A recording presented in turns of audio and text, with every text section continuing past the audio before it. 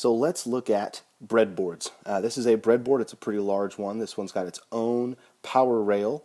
And so on the outside here it's got power, and so that means the power runs from left to right all the way through. So if you plug something in here, you plug something in all the way down here, it will get the same feed. All of these are in line, and these are in line, the same with the top rail as well. This middle part, all of these work up and down. And so they work up and down, and you get all the information. You can kind of see right here, this button, I have this plugged into that same rail, so it's connected to the same side right here. And the opposite is on the same. So these two, although they are left to right on the same rail, they're not in the same rail here.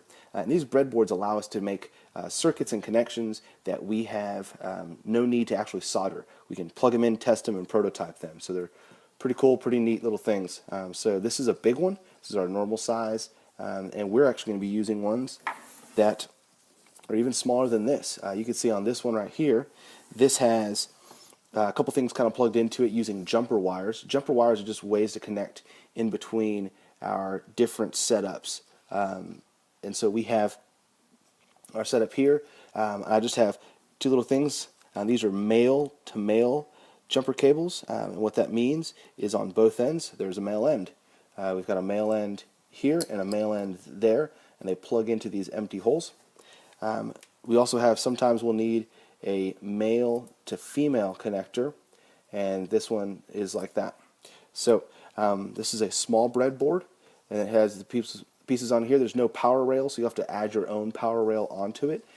Basically just saying, from here I'm going to make a line, and that line right there is just going to be the power that I'm going to set up. So here we have a ground, and anything plugged in this ground rail going up and down is our ground rail. So you all will have your own little neat, little nifty small ones like this. And so a small little breadboard that you can plug things in. Here's a potentiometer plugged into there. We just run, run a power and run a ground line, and then this is where we decide we kind of plug things in, and then just take them, move it around. These will be the parts that you all keep track of and be part of your project as we move back and forward. So we've got our breadboards and we've got our jumper wires that we're going to be using all throughout our projects.